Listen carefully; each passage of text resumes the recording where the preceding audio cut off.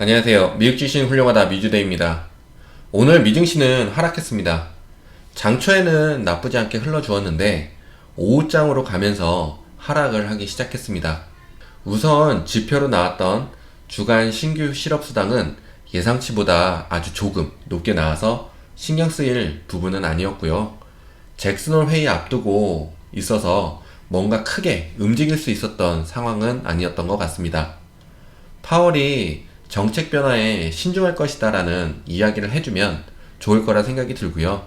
하지만 잭슨홀에서는 테이퍼링이나 금리 이야기를 메인으로 하는 자리가 아니라서 원래 우리가 들었던 이야기가 나오거나 혹시 말이 나오게 되면 지금 기대하는 부분은 테이퍼링에 있어서는 더 지켜볼 것이다 라든가 시점이 뒤로 늦어질 수 있다라는 말이 나오게 되면 증시는 한 번 더 급등해주는 모습을 보여줄 수 있지 않을까 하는 생각이 듭니다. 전체적인 분위기는 잘 지나갈 것 같다라는 분위기인 듯 합니다. 테이퍼링 이야기는 9월 FOMC 이후로 나올 확률이 높습니다. 뉴스로는 잭슨홀 회의 앞두고 크게 걱정할 건 없다는 이야기 나왔고요. 이번 회의에서 테이퍼링에 대해 직접적인 이야기는 없을 것이라고 예상하고 있고 다음 달 초에 고용지표가 더 중요하다는 이야기 나왔습니다. 테이퍼링을 연내에 할 것인지 내년에 할 것인지를 알 수 있는 지표이기 때문에 다음 주 고용지표에 굉장히 많이 포커스하고 있는 듯 합니다. 어제는 반도체가 많이 올랐습니다. 오늘은 큰 움직임이 없었고요. TSMC에서 내년도에 가격을 10에서 20% 올린다고 했고요. 엔비디아에서는 아르곤 국립연구소에서 슈퍼컴퓨터를 가동할 건데 엔비디아에서 할 거라 했습니다. 펠로시가 엔비디아를 매수했다는 이야기 나왔었는데 한 달 전쯤 매수를 했죠. 저의 생각은 펠로시가 땅 짚고 헤엄치는 격으로 해서 매수를 한 것 같습니다. 마이크론 테크놀로지는 급락했다가 갑자기 급등을 하는 모습을 보여주면서 어제는 반도체가 나스닥을 받쳤다고 봐도 될 듯 합니다. 전에 말씀드렸듯이 개미들은 의원들의 주식 매매에 굉장히 부정적으로 보고 있습니다. 주가 조작이라는 말도 나오고 있고요. 제가 그냥 내피셜로는 원래 주식시장이 그렇게 되어 왔지만 이제는 더더욱 대놓고 하는 것 같다는 생각이 듭니다. 오늘은 연준 의원의 매파적인 발언이 많았습니다. 캔자스시티 연은 총재는 고용에서 상당한 진전이 있고 테이퍼링을 빨리 시작하기를 원한다고 말을 했고요. 세인트루이스 연은 총재는 코로나 상황은 미국 경제에 영향을 크게 미치지 않는 것 같다라고 했습니다. 이 사람은 테이퍼링을 빨리 하자는 사람이고요. 상황에 따라 지연을 할 수 있다고 한 카플란 연은 총재는 말을 바꿨습니다. 10월 전후에 시작해서 8개월 만에 끝내는 것을 제시했습니다. 금리 인상도 내년에 했으면 좋겠다는 이야기도 했고요. 지난번과 다른 이야기를 했습니다. 카플란 연은 총재가 말을 바꾼 부분에 대해서는 이해가 잘 안 갑니다. 테이퍼링을 빨리 시작해야 한다고 발언하고 2주도 되지 않은 상황인 지난주엔 상황에 따라 테이퍼링을 뒤로 밀 수도 있다고 했는데요. 아니, 개미들도 9월은 가봐야 알 수 있을 거다 하고 코로나가 겨울에 확산세가 더 컸고 부양책이 끝나는 9월 이후를 봐야 알 수 있는 부분이기도 했기에 빨리 테이퍼링을 시행하기가 어려울 거라 생각을 했는데 의원이라는 사람이 매파적인 발언을 하고 2주도 지나지 않아서 상황에 따라 테이퍼링을 뒤로 밀 수 있다고 말을 바꾼다는 게 마치 누구를 위해서 말을 바꾼 게 아닌가 생각이 들었습니다. 펠로시가 엔비디아 매도할 수 있게 시간 벌어준 건가?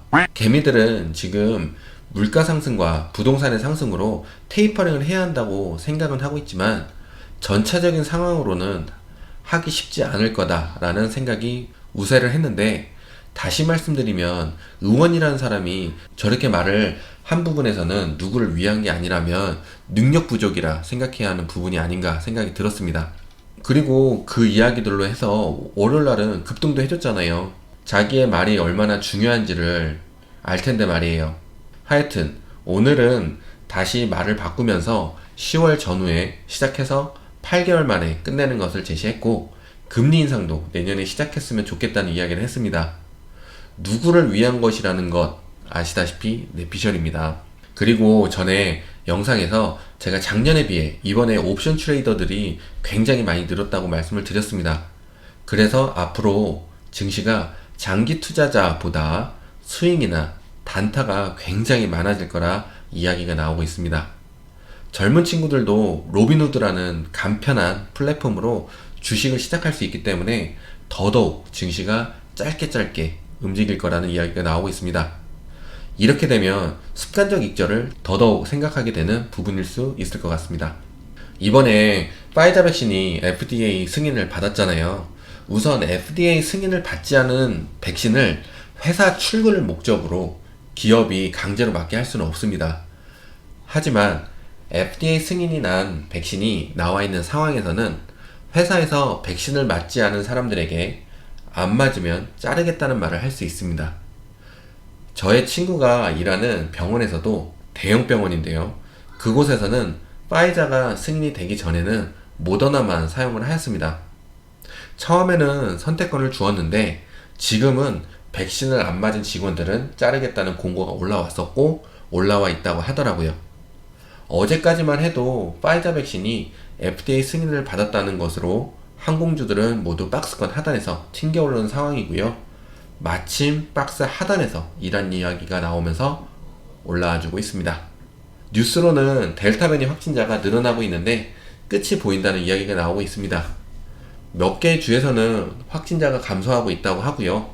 사람들의 이동량을 보면 공원, 약국, 주거지역은 이동량이 증가하는데 소비활동이나 취미 이런 곳에서는 이동량이 줄어들고 있다고 합니다. 그래서 가을이 되면 수치가 줄어들 수 있다는 이야기가 나왔습니다. 하지만 그때 가봐야 알겠죠. 오늘 카불 공항에서 테러 사건이 발생했는데요. 미국인이 피해를 받을 경우 반드시 보복을 한다는 말이 있어서 이게 앞으로 불안감 조성을 할 수 있는데 이 부분은 보통 단기적 악재로 적용이 됩니다. 장기적 악재는 미국 내에 문제가 있다거나 바로 비행기 띄워보내거나 보복을 하겠다는 바이든 대통령의 발언이 있어도 시행이 되지 않으면 뉴스가 점점 사그라들면서 단기적으로 끝날 수 있는 부분입니다. 하지만 연속적으로 한 번 더 테러가 발생하면 증시에는 반응할 수는 있습니다. 그리고 여행주의 하락으로 연결될 수 있는 부분입니다. 제가 처음 유튜브 시작하고 초창기에 추천드렸던 종목이 CRM이었습니다. 그때는 284불 부근 고점에 있었는데 제가 항상 말씀드렸던 게 걱정하지 마세요. 기회는 또 옵니다. 하면서 기다리고 하다가 미주을 여러분들과 함께 210불에 매수를 했었습니다. 210불에 매수해서 가지고 계신 분들 많으시죠? 그리고 덧붙였던 건 종목의 성격 굉장히 느릴 것이고 오래 가져가야 한다고 말씀드렸는데 버티시고 지금까지 오신 CRM 주주님들 축하드립니다. 마지막으로 중국주 어떻게 해야 하나요? 라는 질문과 물을 타야 하나요? 라는 질문이 있어서 말씀을 드리려고 합니다. 제가 전에 물 타는 방법이라 해서 몇 가지 방법을 말씀드린 적이 있습니다. 물 타는 방법은 굉장히 많습니다. 많은 이유는 개인의 포트폴리오마다 물 타는 전략을 다르게 세워야 하기 때문입니다.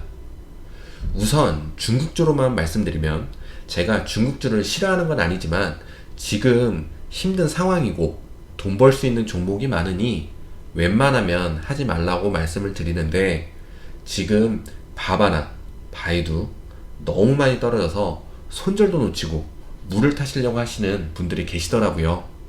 손절을 놓친 부분이 있어서 아쉽긴 합니다. 중국주가 수익권이었던 상황에서는 중국주의 불안함을 증시 상황으로 감지했다면 판단을 해서 내릴 때마다 익절하면서 그 수익을 제가 빅테크, 우량주 쪽 말씀을 드렸을 때 옮기셨다면 굉장히 좋은 리밸런싱이었을 거라 판단이 듭니다. 하지만 제가 정답은 아닙니다. 제가 빅테크 우량주 한동안 계속 말씀드렸잖아요. 전에는 그러지 않았습니다. 제가 자주 말씀드렸던 이유는 상황에 따라 어느 섹터나 종목에 씨를 뿌리고 수확하는 시간표가 있습니다. 영상에서 빅테크 우량주 모으시라고 시작했던 시점은 씨를 뿌리기에 좋았던 시점이었기 때문에 그렇게 했던 부분이고요. 그리고 중성주들에게 씨를 뿌리는 시간표가 또 있습니다. 여러 가지 말씀을 드리려다 보니 말이 길어지는 것 같은데, 다시 돌아와서 우선 중국주는 자신이 계속 가지고 갈 건지 말 건지 판단하시는 게 제일 좋습니다. 만약 스트레스도 많고 가져가기 싫다 생각이 드시면 물 타지 마시고요. 빅테크나 우량주 혹은 평소에 매수하고 싶었던 종목 3개에서 4개 정도를 찾아 놓습니다. 그리고 매수자리를 잡아 놓습니다. 매수자리 잡기가 힘드시죠? 그래서 미줄이 있는 겁니다. 잡아놓은 상황에서 바바나 바이두도 반등을 주겠죠. 신경 끄고 있으시고 매수하고 싶은 종목에만 집중하셨다가 그 종목이 매수자리에 오면 바바나 바이두를 부분 매도를 하시고 그쪽으로 옮기시는 거예요. 그리고 바바나 바이두는 올라오면 좋고요. 계속 마이너스가 줄어들 테니까요. 여기서 중요한 건 부분 매도와 분할 매수입니다. 다 매도하고 옮겨 타시면 안 돼요. 그렇게 하면서 바바나 바이두의 주가의 수를 줄여나가는 겁니다. 그리고 만약 주식이 남아있어서 상승을 해주면 그것도 좋은 부분이 될 테고요. 물 타는 것에만 너무 신경 쓰지 마시고 마이너스를 꼭 마이너스 난 종목으로만 수익으로 전환시켜서 수익을 내야 하느냐에 집중하지 마시고 빨리 다른 좋은 종목으로 갈아타서 그곳으로 마이너스를 커버하시면 됩니다. 다른 궁금한 사항 있으면 댓글로 남겨주세요. 지금 증시가 굉장히 불안하죠. 언제는 안 불안했었나 하시는 분들도 계실 겁니다. 그래도 지금 지수를 상향 조정하는 곳이 많이 나오고 있습니다. 웰스파고에서는 3850에서 4825로 상향했었는데 처음 8개월 동안 10% 오르면 연말까지 4.8% 추가로 평균 올랐다고 합니다. 그래서 나머지 기간 동안 올라갈 확률이 높다 했고요. UBS가 4500에서 4600, 골드만삭스가 4300에서 4700, 내년은 4900 전망치를 계속 높이고 있습니다. 이 부분은 개인적으로는 자기들끼리 북치고 장구치고 하는 거라 크게 중요하게 보는 건 아니지만 그래도 증시를 긍정적으로 보고 있다는 것으로도 해석이 되니 또 한번 걱정하지 마시라고 말씀을 드리고 영상 마치겠습니다. 모두 좋은 하루 보내시고 부자 되세요. 감사합니다.